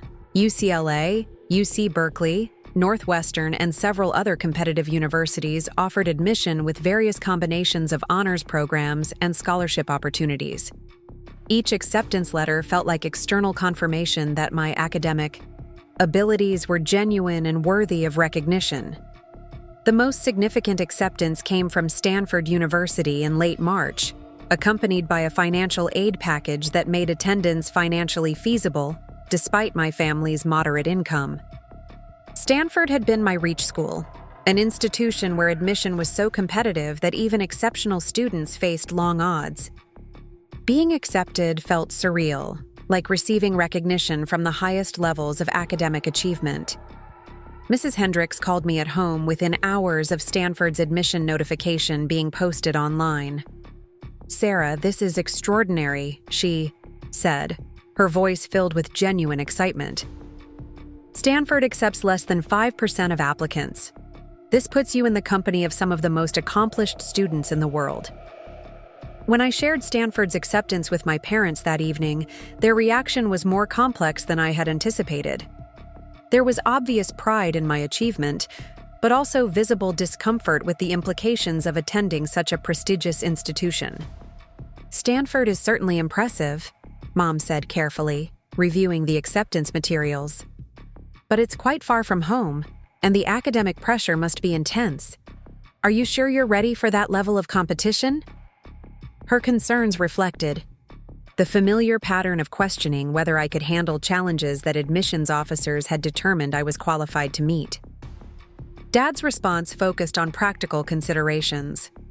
"The financial aid helps, but there are still significant costs involved, and 4 years is a long time to be so far from family. UCLA might offer a more balanced experience closer to home." Their lukewarm response to what Mrs. Hendricks had called an extraordinary achievement felt like the culmination of years of having my accomplishments minimized or questioned. Here was recognition from one of the world's most prestigious universities, and they were primarily concerned about distance and difficulty rather than celebrating the opportunity. That night, I lay in bed processing the day's events and reflecting on how dramatically my life had changed since the beginning of high school. I had gone from being a student whose achievements embarrassed her parents to someone accepted by institutions that recognized and valued academic excellence. The external validation I had always sought was now available from sources that mattered, more than family approval. The decision-making process about which university to attend would reveal the final chapter of my high school experience and set the foundation for independence that had been building throughout my academic journey. Regardless of my parents' ambivalence about my achievements, I had proven to myself and to admissions committees across the country that excellence was possible even without family encouragement. Spring semester continued with the surreal experience of being a high school student who had already secured admission to universities that many students only dreamed of attending. My academic performance remained consistent, but the pressure of maintaining grades for college admission had been replaced by genuine intellectual curiosity about subjects I was studying. The research project with Dr. Martinez reached publication, staged during this period, with our findings accepted by the Journal of Environmental Science Education. Seeing my name as co-author on an academic paper felt like crossing a threshold from student to genuine researcher. Dr. Martinez arranged for me to present our work at a regional conference, an opportunity that would strengthen my preparation for university-level research. The conference presentation took place at UC Riverside on a Saturday morning, requiring me to explain our methodology and findings to an audience of professors, graduate students, and environmental professionals. Standing before this group of experts and fielding their questions felt like a natural extension of years of academic development rather than an intimidating challenge. After my presentation, several attendees approached me with questions about my future research interests and college plans. Dr. Patricia Williams, whom I hadn't seen since middle school, was in the audience and expressed amazement at my academic progress. "Sarah, you've exceeded every expectation I had when we first met," she said warmly. "Watching you present today reminded me why I entered academic research. Your passion for the subject is obvious, and your analytical skills have developed remarkably." These interactions with established researchers reinforced my confidence in pursuing advanced academic study despite my family's ambivalence about my path. The scientific community had consistently recognized and nurtured my abilities, providing the intellectual home that I had never found within my family structure. The final months of high school passed quickly as I completed coursework, participated in graduation activities, and prepared for the transition to university life. The college decision process had concluded with my choice to attend Stanford, a selection that my parents had eventually accepted despite their initial reservations. Emma's college search had proceeded along predictable lines, resulting in acceptance. to several state universities where she planned to study communications with a focus on public relations. Her path represented everything my parents found comfortable: practical, social, and unlikely to challenge existing family dynamics. The contrast between our post-graduation plans became a frequent topic of family conversation as graduation approached. Emma's friends regularly visited our house on Maple Street, discussing their shared excitement about attending colleges within driving distance of home. My preparation for Stanford was more solitary, involving research about academic programs and faculty whose work aligned with my interests. The week before graduation brought final conversations with teachers who had influenced my academic development. Mrs. Patterson, my environmental science teacher, reflected on my growth throughout high school and offered advice about maintaining research focus in university settings. "Sarah, you have something special that many students never develop," she told me during our final meeting. "You've learned to pursue excellence for its own sake, rather than for external rewards. That internal motivation will serve you well at Stanford and beyond." Her observation captured something essential about my academic journey. While I had initially sought family approval through achievement, years of lukewarm responses had taught me to find satisfaction in learning and discovery itself. This independence from external validation had become one of my greatest strengths. Mrs. Hendricks, my guidance counselor, provided similar encouragement, along with practical advice about navigating competitive university environments. "You've already proven you can succeed without extensive support systems," she reminded me. "Stanford will provide resources and mentorship that you've never had access to. Take advantage of every opportunity they offer."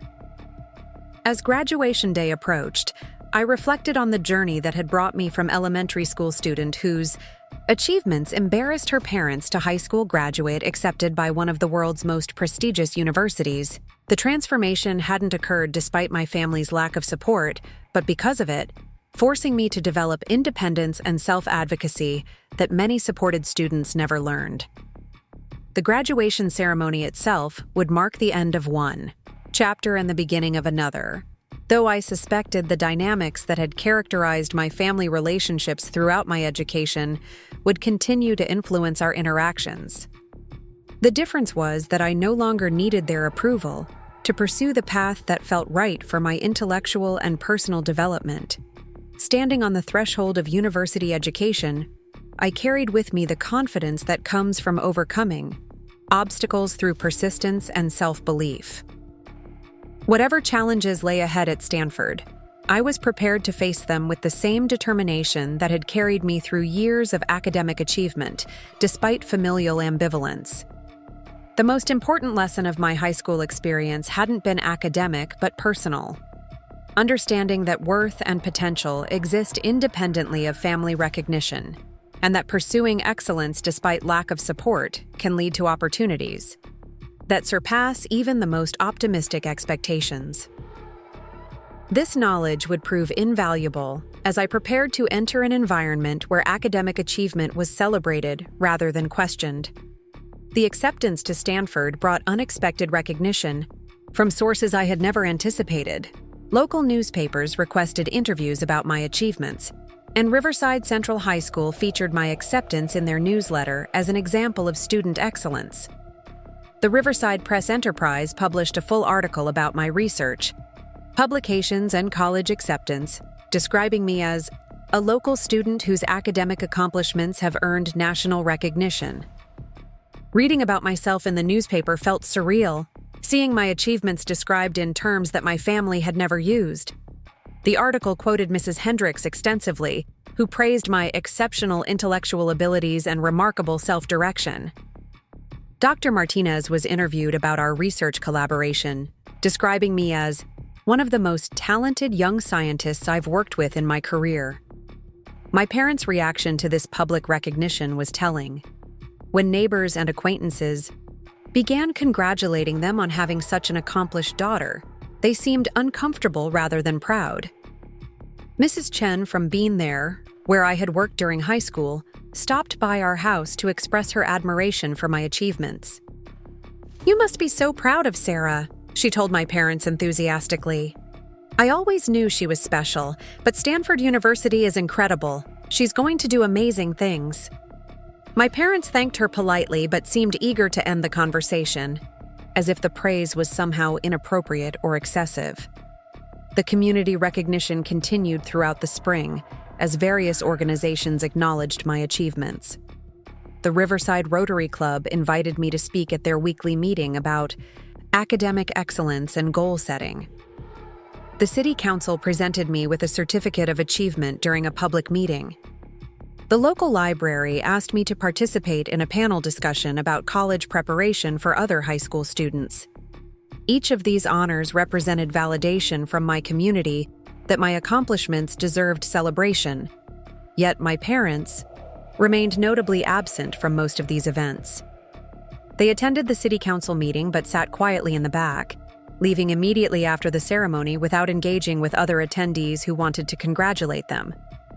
Their discomfort with public recognition of my success revealed something fundamental about how they viewed achievement within our family. Emma's moderate accomplishments were celebrated privately and enthusiastically, while my exceptional achievements brought them embarrassment when acknowledged publicly. The disparity suggested that they preferred being ordinary parents of ordinary children rather than being associated with excellence that might make them stand out. The Stanford orientation. Materials arrived throughout the summer, each packet reinforcing the magnitude of the opportunity ahead. Information about research programs, academic advising, and extracurricular activities painted a picture of university life that would challenge and stimulate me in ways that high school never could. The intellectual possibilities seemed limitless. My parents approached these materials with continued skepticism, questioning whether I was prepared for the academic rigor and social challenges of such a competitive environment. "Are you sure you wouldn't be happier at a less intense school?" Mom asked repeatedly while reviewing information about Stanford's academic expectations. "College should be enjoyable, not just difficult." Dad's concerns focused on practical matters. "The other students will come from very wealthy families with lots of advantages," he observed. "You might feel out of place or pressured to spend money we don't have." Their worries reflected their own insecurities about social class and academic achievement rather than realistic assessments of my preparedness. The summer before college brought a final job at Bean There, where I had worked intermittently throughout high school. Mrs. Chen had offered me full-time hours to help save money for college expenses not covered by financial aid. Working 40 hours a week while preparing for university provided structure and purpose during a period of significant transition. My co-workers at the coffee shop treated my Stanford acceptance with appropriate amazement, understanding the significance of the achievement in ways my family seemed unable to grasp. "You're going to Stanford," repeated Maria, a longtime employee who had watched me grow up through my years of part-time work. "That's like winning the academic lottery. Your parents must be so proud." These conversations with people outside my family consistently highlighted the disconnect between normal responses to exceptional achievement and my parents' persistent ambivalence. Customers who learned about my college plans invariably expressed enthusiasm and congratulations, making my family's lukewarm reaction seem even more unusual. The final weeks before leaving for Stanford were filled with practical preparations and emotional complexity. Shopping for dorm room supplies required careful budgeting, as my parents provided minimal financial support beyond what was absolutely necessary. Emma's college preparation, by contrast, involved multiple shopping trips and enthusiastic planning for her social and academic experience. The morning of my departure for Stanford arrived with typical California sunshine and unexpected family tension. My parents had agreed to drive me to the airport, but their demeanor suggested obligation rather than excitement about this milestone in my life. Emma was notably absent, claiming she had prior commitments that couldn't be rescheduled. During the drive to the airport, conversation was stilted and focused on practical reminders about maintaining grades, managing finances, and staying in regular contact with home. Missing entirely were expressions of pride, excitement about my opportunities, or confidence in my ability to succeed at the university level. At the departure gate, my parents offered brief hugs and perfunctory good wishes. "Work hard and make good choices," Dad said, his standard advice for any significant life event. Mom added, "Don't forget to call home regularly. We want to know how you're doing." Their farewell felt more like sending me off to summer camp than launching me toward one of the world's most prestigious universities. The flight to San Francisco provided time for reflection on the journey that had brought me to this moment. 18 years of seeking family approval for academic achievements had ended with acceptance that their recognition would never come, in the form I had always hoped for. The disappointment was real, but so was the liberation from continuing to seek validation that wasn't available. Stanford's campus exceeded every expectation I had developed during months of anticipation. The combination of architectural beauty, intellectual energy, and academic resources created an environment that felt like the perfect home for someone with my interests and abilities. My dormitory was filled with students whose achievements rivaled my own, creating instant community around shared values of academic excellence. My roommate, Jennifer Park from Seattle, had been accepted to Stanford after conducting award-winning research in molecular biology and maintaining perfect grades while working part-time to support her family. Our first conversation revealed similar experiences of academic achievement without extensive family support, creating immediate connection and understanding. "My parents are proud of me," Jennifer explained while unpacking her belongings, "but they don't really understand what Stanford means or why research is important to me. They're more worried about whether I'll find a husband and have grandchildren than about my career goals." Her experience resonated with my own struggles to have my intellectual passions understood and supported. The academic orientation sessions introduced me to faculty members whose research aligned perfectly with my environmental science interests. Professor David Chen, who led the Sustainable Agriculture program, invited me to visit his laboratory and discuss potential research opportunities for undergraduate students. Professor Maria Rodriguez, whose work on water conservation had influenced my high school research, encouraged me to consider joining her research team during my sophomore year. These conversations with accomplished professors who treated me as a serious academic colleague felt like the culmination of years of intellectual development.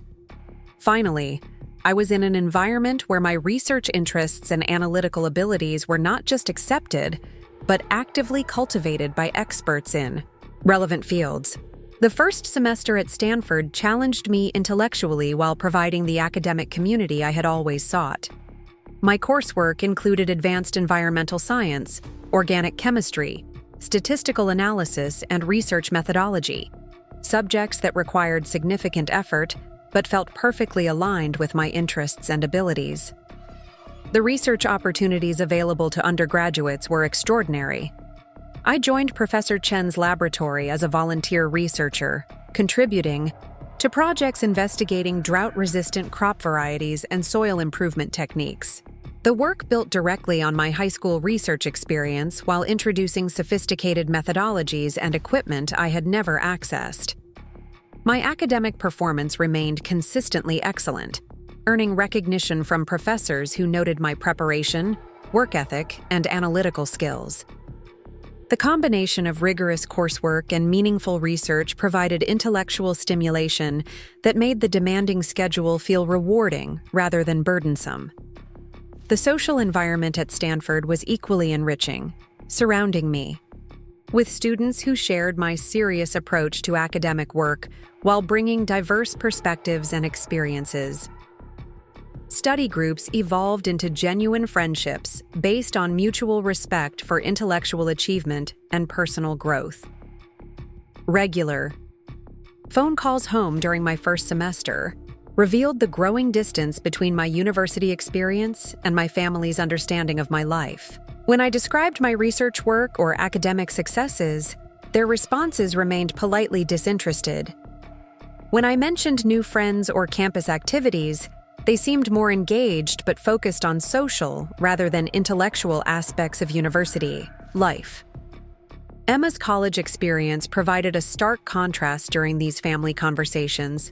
Her updates about sorority rush, weekend parties, and social activities generated enthusiastic responses and detailed follow-up questions. Her academic struggles, including a failed chemistry course that required repeating, prompted supportive conversations about tutoring resources and study strategies.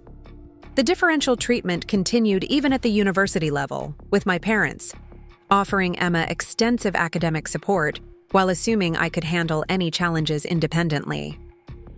When she needed financial assistance for sorority fees and social activities, they provided help without question.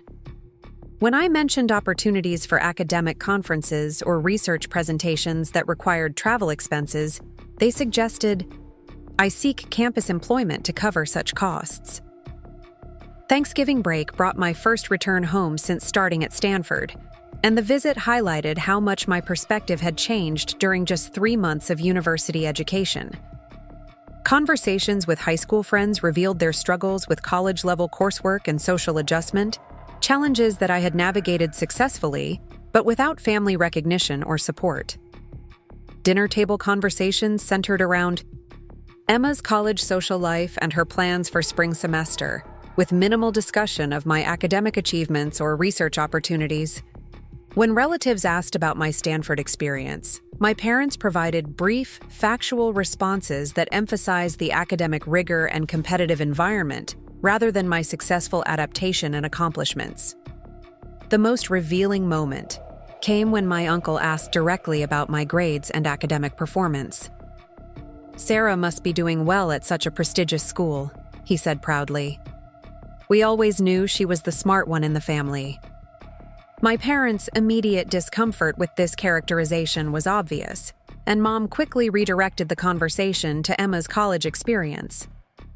"Both our daughters are doing well in their own ways," she said diplomatically. "Emma is having such a wonderful social experience and really finding herself.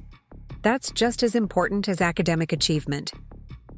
The implication that my academic success was somehow less valuable than Emma's social development reflected the same prioritization that had characterized their parenting throughout my education. Returning to Stanford after winter break felt like coming home to an environment that valued and supported my goals. The spring semester brought increased research responsibilities and opportunities to present my work at undergraduate conferences. Professor Chen invited me to co-author a paper based on our collaborative research, an honor that would strengthen my preparation for graduate school applications. The academic recognition continued throughout my freshman year, culminating in selection for the university's most prestigious undergraduate research fellowship. The program provided funding for summer research, mentorship from leading faculty, and opportunities to present findings at national conferences. Being chosen for this fellowship represented recognition from Stanford's academic community that my abilities and potential justified significant investment. When I called home to share news of the fellowship, my parents' response followed their established pattern of polite acknowledgement without genuine enthusiasm. "That sounds like a nice opportunity, Sarah," Mom said. "Will it interfere with any plans to come home this summer?" Their primary concern was how my academic achievement might affect family arrangements rather than celebrating the recognition itself. The contrast with Emma's college updates remained stark. Her news about making the dean's list for the first time generated family celebration and proud announcements to extended relatives. My fellowship, which represented recognition at a national level, was treated as routine academic progression that required no special acknowledgement. This persistent differential treatment had evolved from painful disappointment to resigned acceptance during my time at Stanford. The university environment had provided external validation that made family recognition less crucial for my self-worth and confidence. I had found academic community where excellence was expected and celebrated rather than questioned or minimized. The Summer Research Fellowship provided transformative experience working with graduate students and faculty on projects that could influence environmental policy and agricultural practices. The work was challenging and meaningful, contributing to solutions for problems that affected communities beyond the university setting.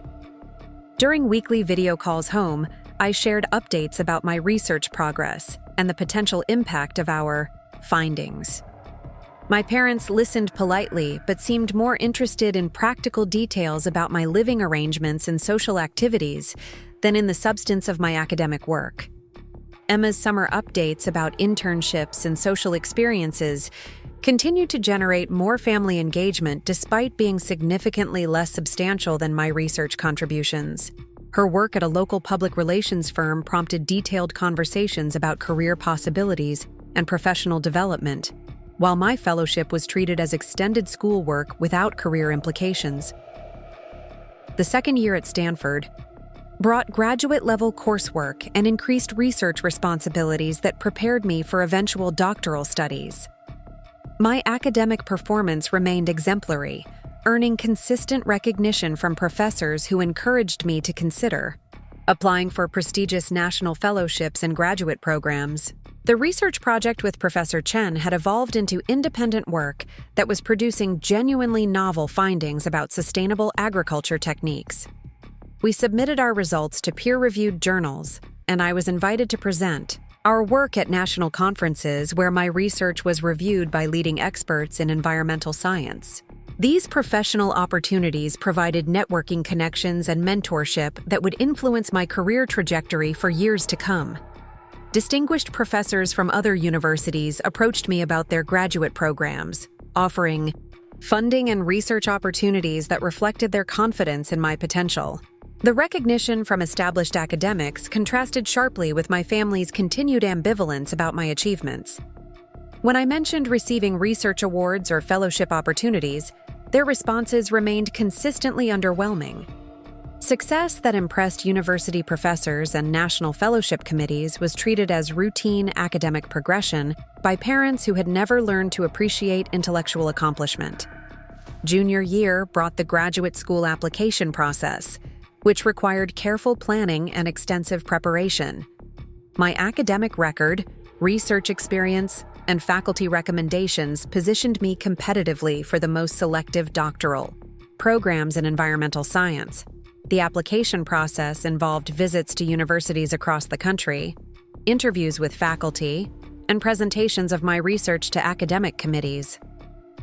The enthusiasm that admissions committees showed for my qualifications provided continued validation that my academic achievements were genuinely exceptional. Professors at multiple universities expressed strong interest in supervising my doctoral research, offering funding packages that would support years of advanced study.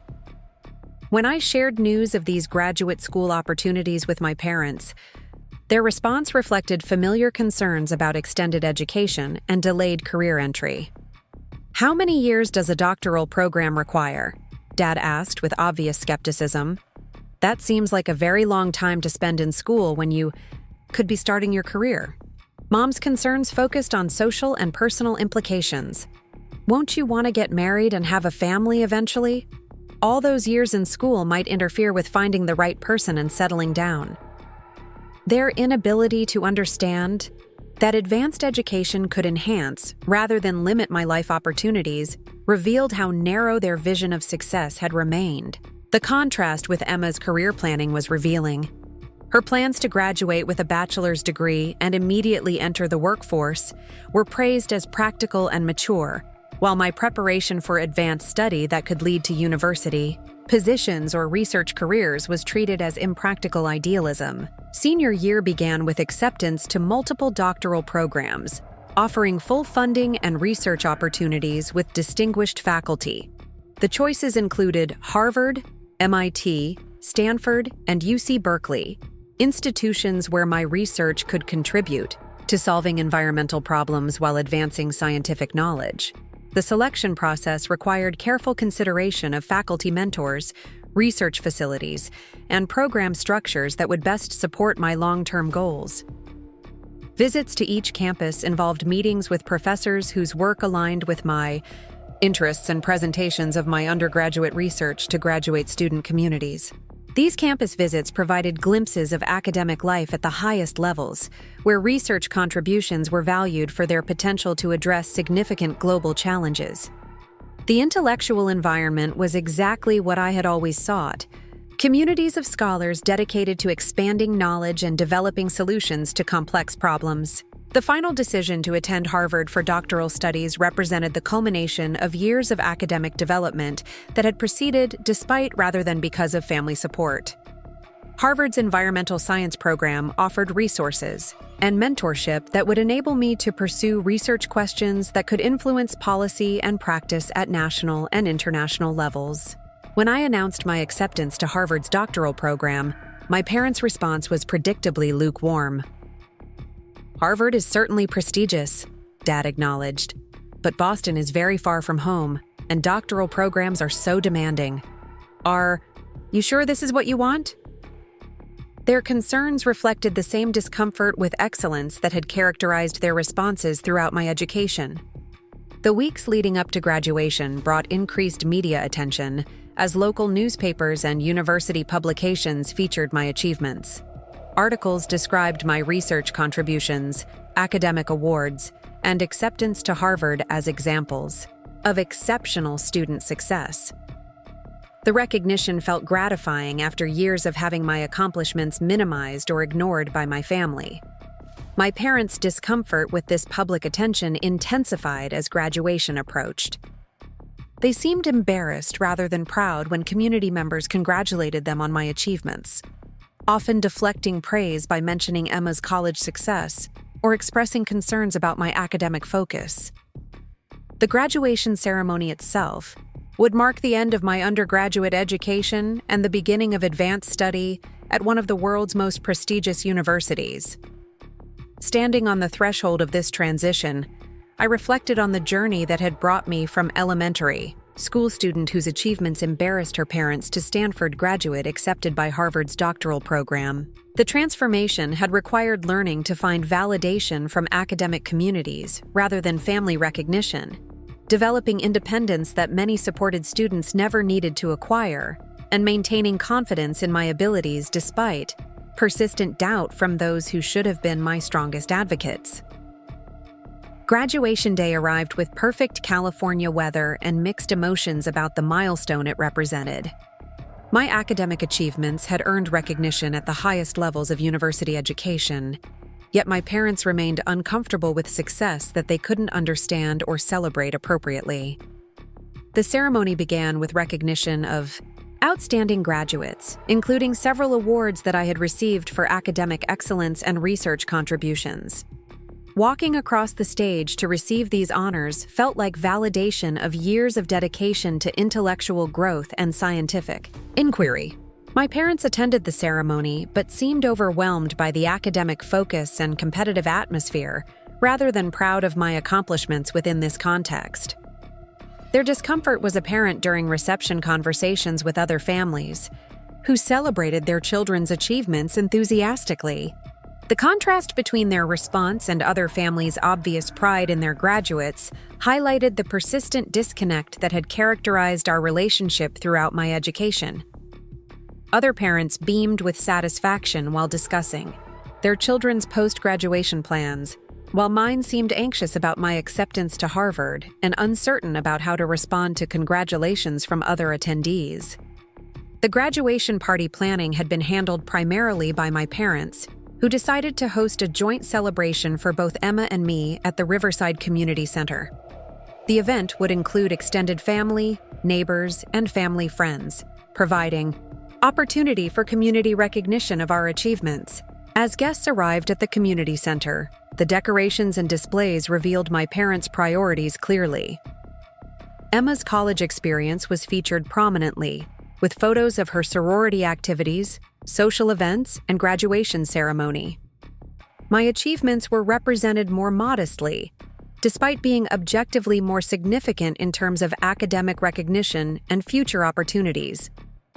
The contrast in presentation reflected the fundamental difference in how my parents viewed their daughter's accomplishments. Emma's conventional college experience with social focus and moderate academic achievement felt comfortable and appropriate to them, while my exceptional academic record and research contributions made them uncomfortable rather than proud. Early conversations at the party followed predictable patterns, with guests congratulating both Emma and me on our college graduations while noting the different paths we had chosen. Several family friends and neighbors asked detailed questions about my Harvard acceptance and research work, treating these achievements with appropriate admiration. My parents' responses to these conversations revealed their ongoing discomfort with my academic success. When Mrs. Henderson, our longtime neighbor, asked about my accomplishments, their reaction crystallized years of ambivalence into a moment of devastating clarity. "You must be so proud of both your daughters," Mrs. Henderson said warmly, looking between Emma and me with genuine appreciation. Emma graduating from such a nice state university, and Sarah with all her remarkable achievements. Harvard for graduate school. That's absolutely incredible. The silence that followed felt interminable as my parents exchanged glances and seemed to struggle with how to respond. Finally, Mom gestured toward Emma with unmistakable pride and said, "This is our star, Emma, graduating from USC with honors." The enthusiasm in her voice was obvious and genuine. Then she turned to me, and her expression changed noticeably. "And this is Sarah. We're honestly too embarrassed to claim her achievements because, well, they're not the kind we hoped for." The word struck me like a physical blow, confirming what I had suspected but never heard stated so directly. 24 years of seeking their approval had led to this moment of public humiliation, where they admitted that my exceptional accomplishments brought them shame rather than pride. The room around us had gone quiet, with other conversations stopping as people processed what they had just witnessed. Mrs. Henderson's face showed shock and confusion, clearly struggling to understand how parents could be embarrassed by a daughter's acceptance to Harvard University and national recognition for research contributions. "Embarrassed?" Mrs. Henderson asked incredulously. "But Sarah's achievements are extraordinary. She's accomplished more than most graduate students. How could any parent be embarrassed by such success?" Dad attempted to clarify, perhaps realizing how his wife's words had sounded to others.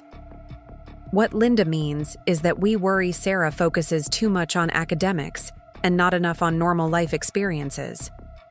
Emma has had such a balanced, enjoyable college experience. That's the kind of success we understand and value." But the damage was complete. The truth had finally emerged after years of subtle dismissal and lukewarm responses to my achievements. They weren't just indifferent to my success.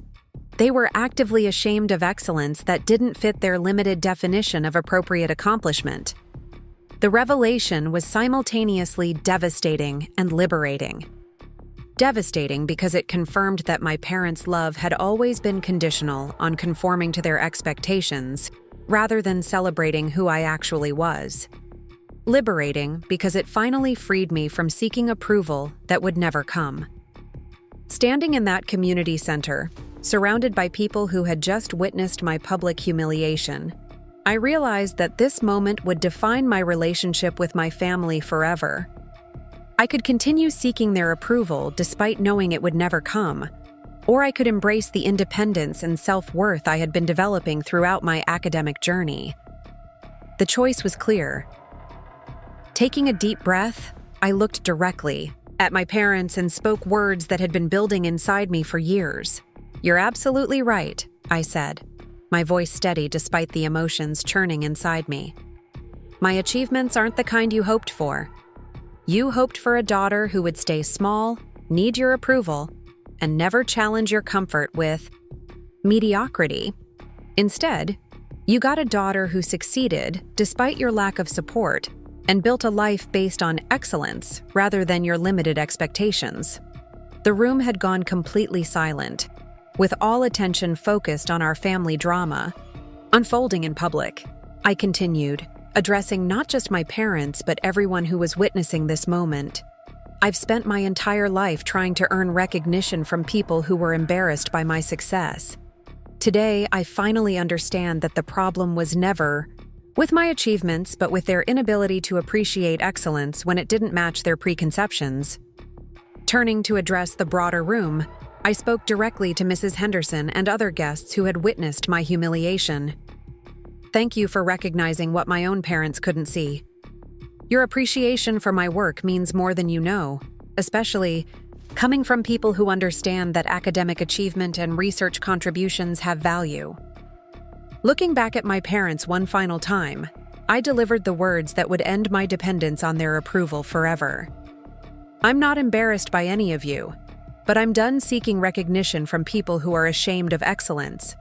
My worth doesn't depend on your ability to understand it, and my future will be built on the foundation of people who celebrate rather than diminish achievement. Walking toward the exit, I felt the weight of 18 years of seeking family approval lifting from my shoulders.